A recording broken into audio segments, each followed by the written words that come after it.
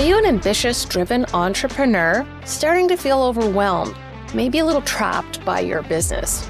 Well, I have a solution for you. It is the 5-day Bottleneck to Breakthrough Challenge, where in an hour a day, we will give you the roadmap, the blueprint, the treasure map to where you can find yourself with more free time, more freedom of money, and a more valuable business. Hope to see you soon. www.bottlenecktobreakthrough.com.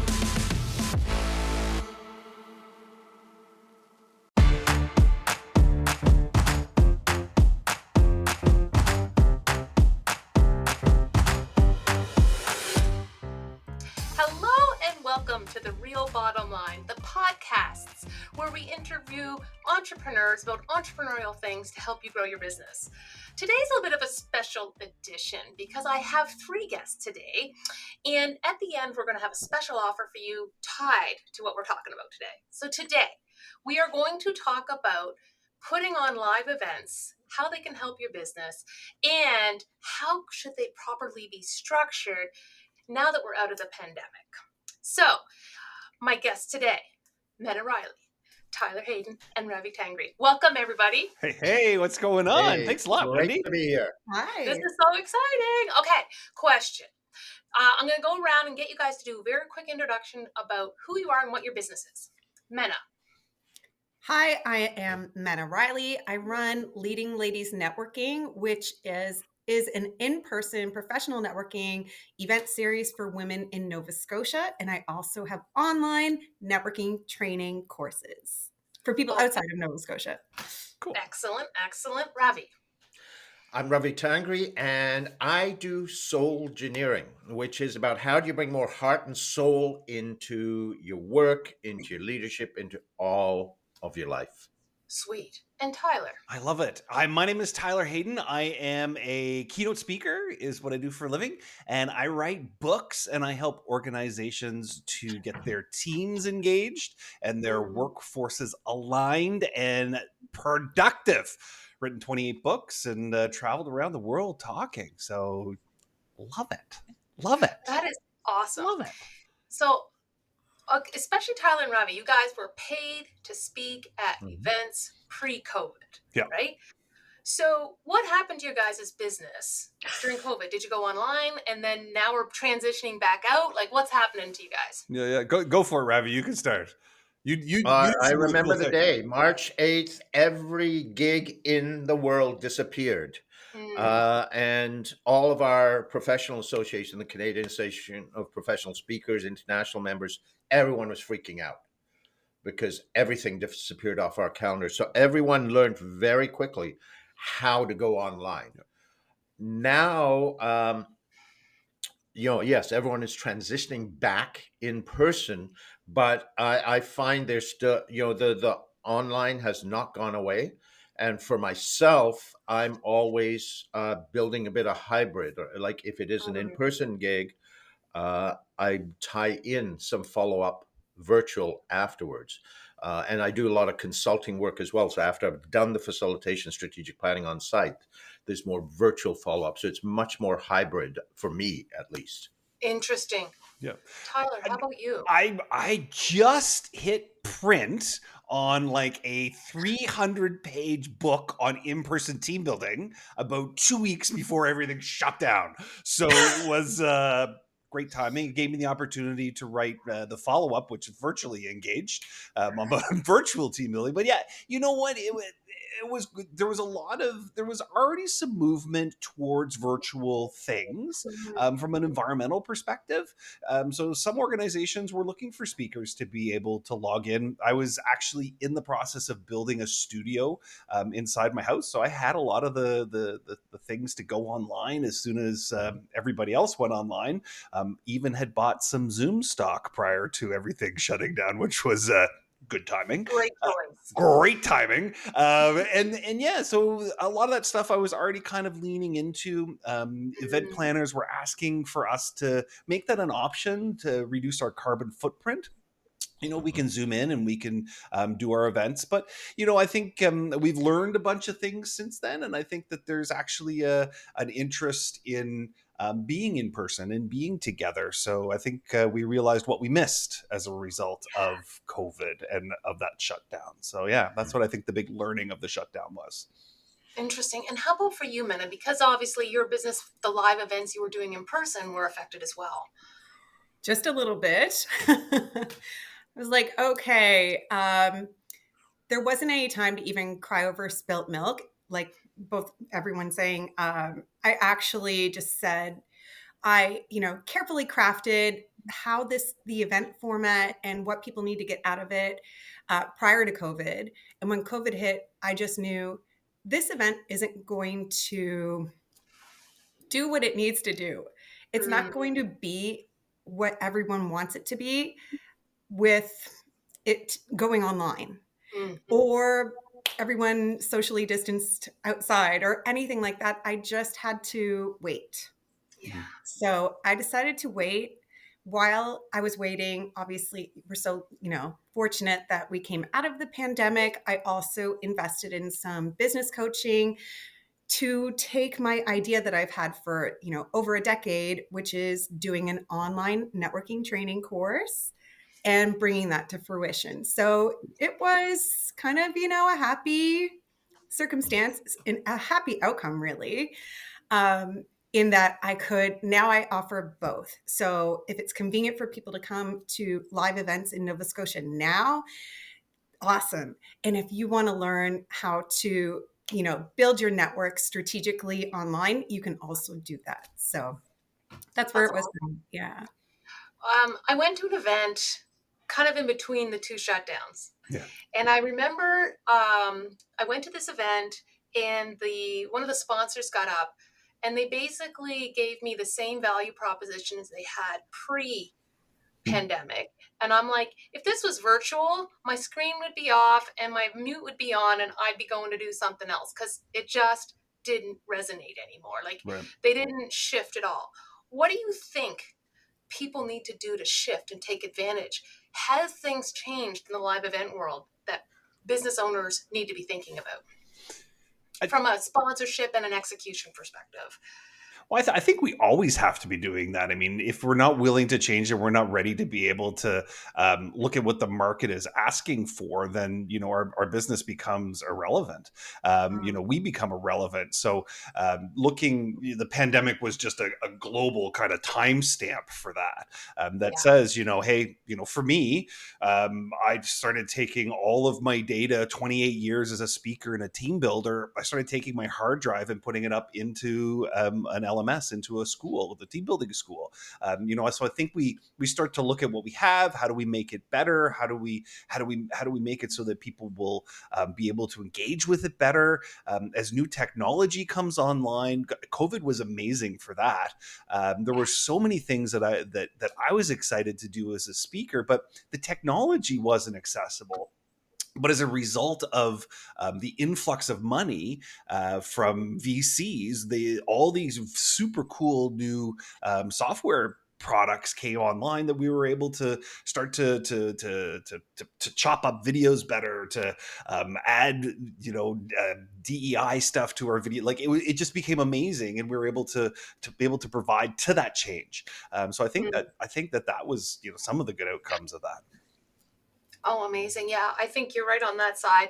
In terms of execution of live events, so Ravi, you referenced this a little, that some of people are like, how do I make this hybrid? How do I better affect things? Have you seen any other changes in how people are structuring live events to capture attention in a world where I think online and virtual actually decreased our attention span, if that was possible?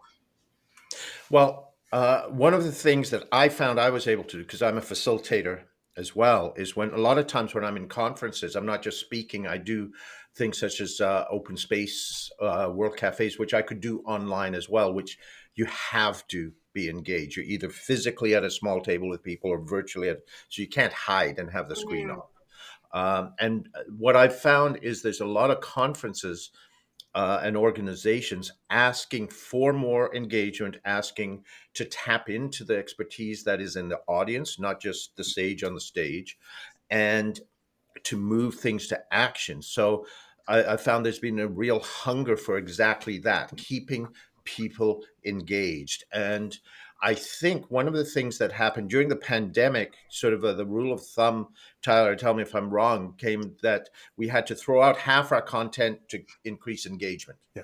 Pretty much on that, so to keep people engaged. And I think that tightness is important, and the engagement. So there's a lot of techniques. I mean, I used these before the pandemic too, but I upped my use of, for example, Slido to engage people online. You can do that hybrid. I still do that with in-person audiences. It keeps everybody in, even if you've got 1,000 people in the room, everyone's engaged, can stay engaged and have input without even breaking off. But it's about changing the flow to me so that you are pulling them in. Now, besides that, speaking, it's still the same thing. You got to make it relevant so they want to pay attention.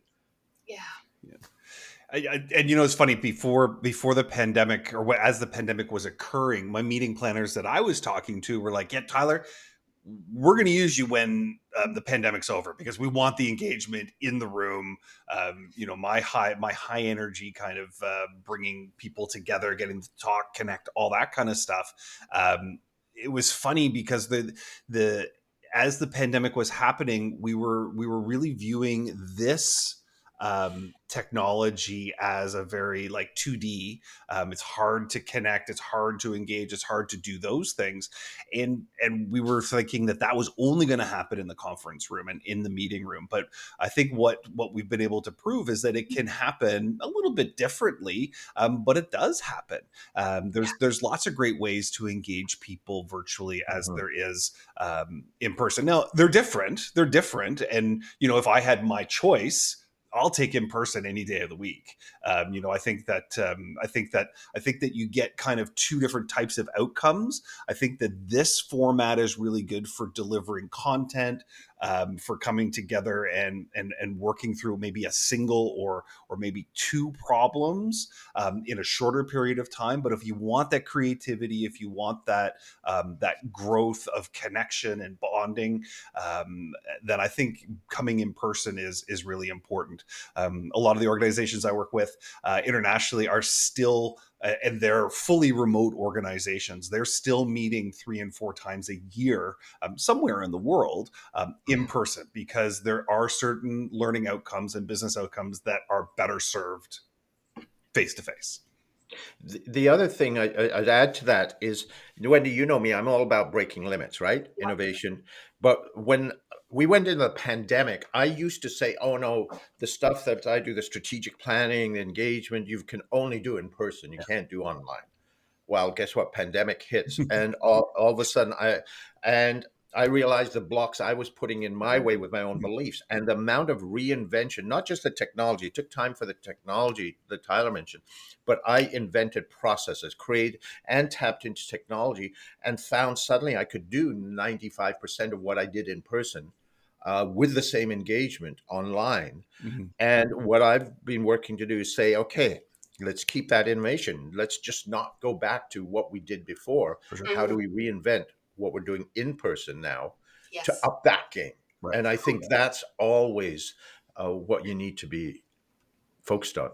Yeah, I think that, and many times we look at the pandemic and think of all the negatives, but there were certainly some great deal of positives in terms of, to Tyler's point about investment in technology. In my industry, I know that some certain things happened that were so much better for my clients because the companies had to actually serve the client, not just themselves, if 100%. They wanted business. Yeah, look at DocuSign. Like, how is DocuSign? Like, it's amazing. Like, it's a game changer. Like, I'm going to tell you, we used DocuSign a lot prior to the pandemic, and 50% of the time our documents were rejected, and we had to go get the wet signature. Wow. And during the pandemic, we're sliding papers under doors for people to sign because there was no other way to do it. Wow. So I was happy about that part. Now, Menna, so you've started networking again. Your events are always well attended. I feel like for myself, I lost my extrovert networking muscle. How are people reacting to being networking again? Is it is everyone just coming because they have to, or are they enjoying it? Like, give me some sugar around this. Okay, so before the pandemic, I found, kind of equal parts extrovert, introvert, ambiverts. It's still hard to get people in a room, regardless of their experience, and especially with the innovations in technology prior to COVID. I I found I was always pitching like, all right, I got to get you guys out from behind the screen. And then COVID hits and everyone's mandatorily behind the Yeah. screen. And not only that, but it's almost like a reset button was hit when it Mhm. comes to in-person communication and connection.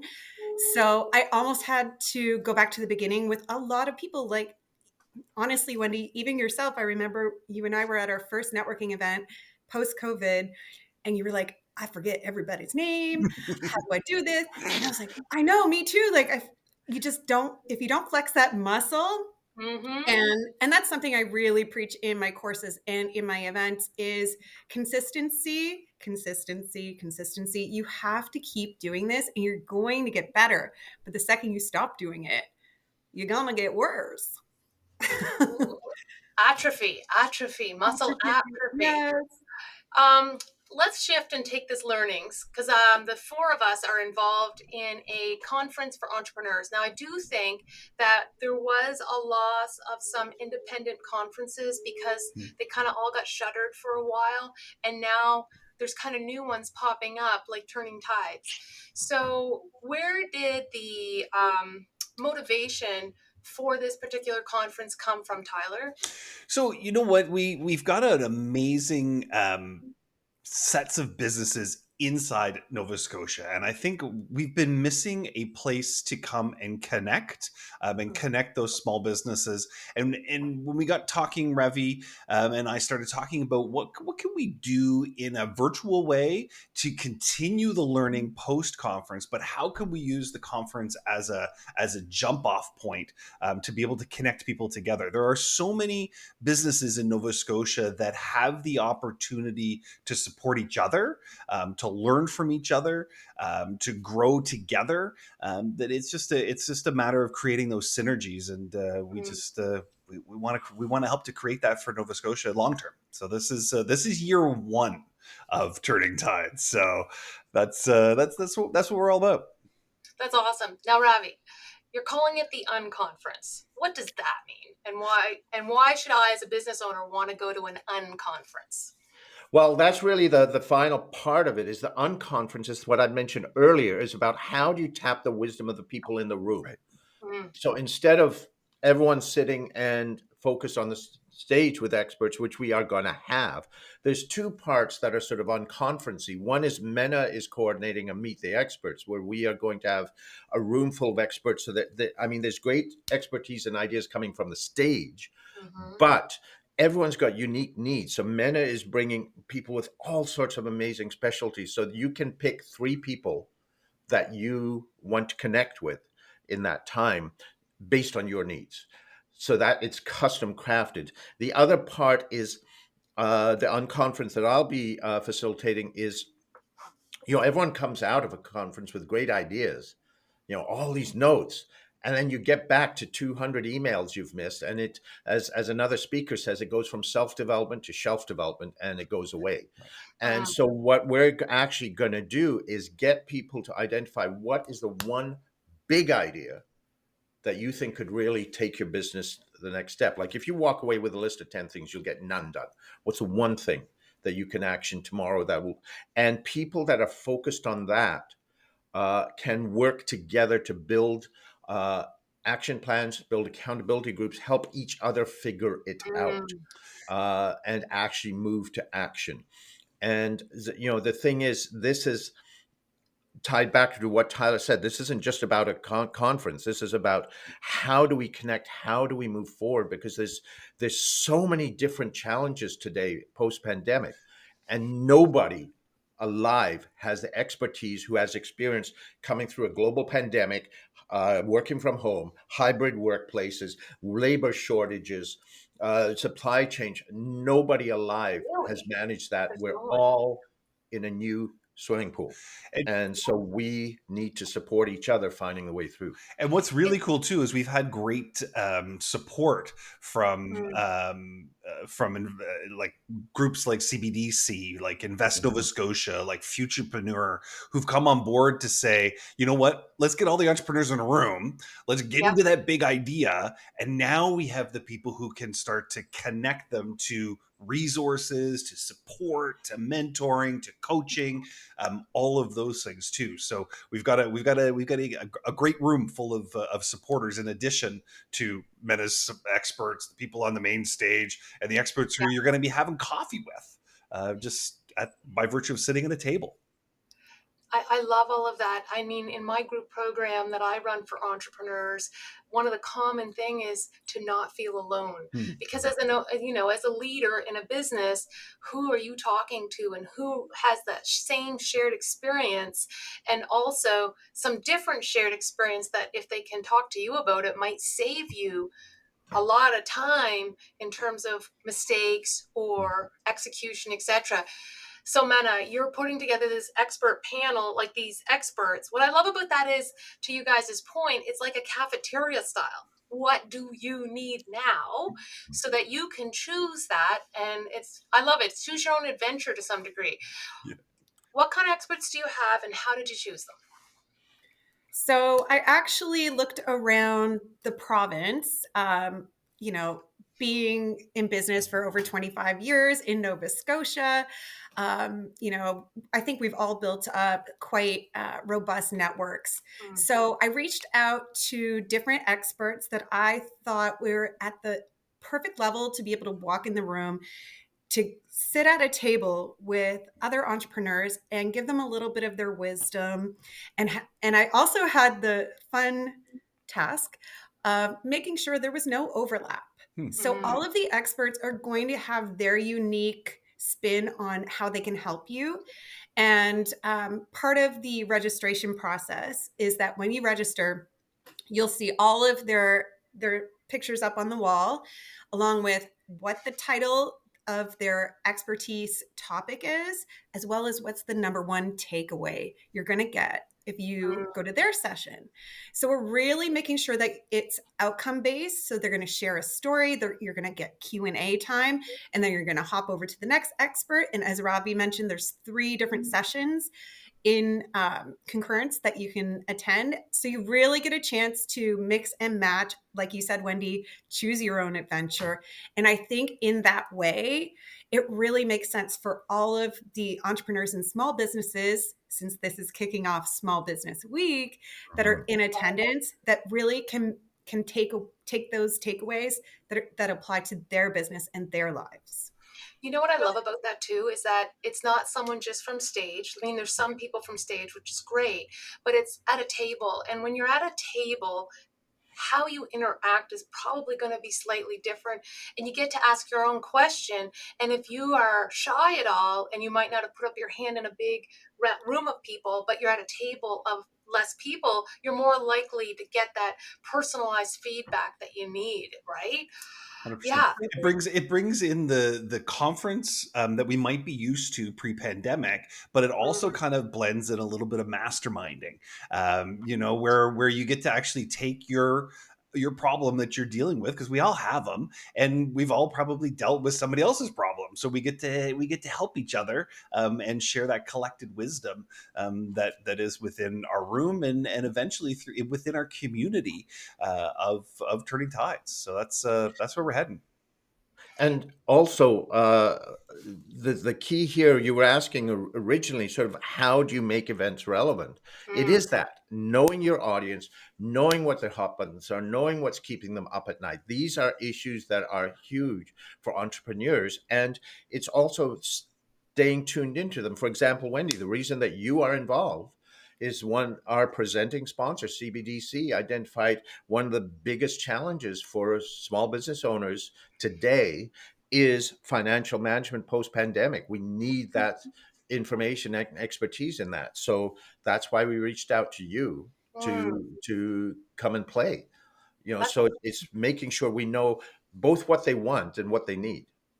Well, and also not presuming that everyone's the same by having the panel experts. We're all at different points on our journey, right? Yeah. Well, and Wendy, I wanted you to because you have really cool glasses, and I have an affinity to really cool glasses. So the financial expertise, I think that's amazing, but it's the glasses really for me who's getting it. See, I knew that. I was very insistent on getting good glasses, so thank you.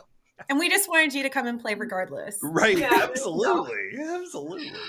Well, if you were to go, I'm going to go around now and just say, tell me your top value proposition about why an entrepreneur would want to be in the room. And I'm going to start with you, Menna. Great. So, on the spot, spotlight on you. Hold on, value proposition. No. Honestly, I think we have really touched on this. So the fact that you can walk in the room, you can come as a solopreneur, entrepreneur, any age or business stage is welcome in this environment. And you can really shape that conference to be everything that you need it to be. And the person next to you will walk away with something completely different because that's what they need it to be. So it's kind of like that customizable option that's accessible for people in Nova Scotia, because normally these conferences are all over the country, all over, North America. And we don't really get the opportunity to access this level of expertise, but also have that customizable experience like they will at Turning Tides. Yeah. And, Ravi, the price point is super accessible, right? Like maybe when you took your value proposition, talk a little bit about that. Okay, well, the customizability that Menna talked about, absolutely. The network, not only in person, but it includes a year's membership here's the tying in the virtual, year's membership to an online community of people who are involved there. Action plan, walking out, and connections with people that are working on similar things. I mean, all of that at this one price point. Right now, we're in the early bird pricing, and then people listening to this podcast can get an extra $50 off that, which is, it's very accessible. Yeah. Very, very accessible. Yeah. And for Tyler, what's the value prop for you? And maybe tie this into how it was structured to kind of take advantage of the new way of doing things. So I think we have access to world-class speakers, world-class content. We're using world-class innovative tools to be able to get people to connect, communicate, and grow their business right here in Nova Scotia, and then providing long-term connection and support year over year to help to work with one another to make sure that we all shine our brightest light. Ooh. How's that for a soundbite? That was beautiful. I got to think for the last three of you, though, so that was really helpful. What about you, Wendy? What do you think? Yeah. Oh, yeah. Ooh, turning the tables. Okay. Bigger spotlight then. So for me, I love the accessibility. I love the cafeteria style. I love the fact that it's building a community of other business owners so that we know where to go to ask questions, because we may meet someone who's been through exactly what we're facing right now. And so they have that lived experience that, most of the time we're so happy to share. But if people know to ask us, we're so much happier to do so. So I think those are all really good. And to Menna's point to some degree is, let's take that chance and get out from behind the computer, because it is being structured so that whether you're an extrovert, ambivert, or introvert, you can shine here. 100%. Yeah. Can I add one more thing? Sorry. Please do. So for anyone listening that will be taking advantage and attending Turning Tides year number 1, I just want to really make sure that everyone knows. So the experts are actually tables at this year in 2024, tables of 8. So you really do get almost that one-on-one accessibility. And there are a couple different points throughout the day, throughout the conference for networking. Yeah. So you're actually going to be able to follow up and, ask that one last question or ask for a follow-up, so it's going to be a really huge opportunity to network as well as connect with these experts and everyone else at the conference. Can I build on that one? Yes, please. Wendy, is that not only everyone there, all the experts, but all of us, plus all the sponsors, CBDC, Futurepreneur, InvestNotes, all of our sponsors are going to be there and accessible all day. So if you've got questions about programs, all these things that can support your business, this is the place. Everybody is there.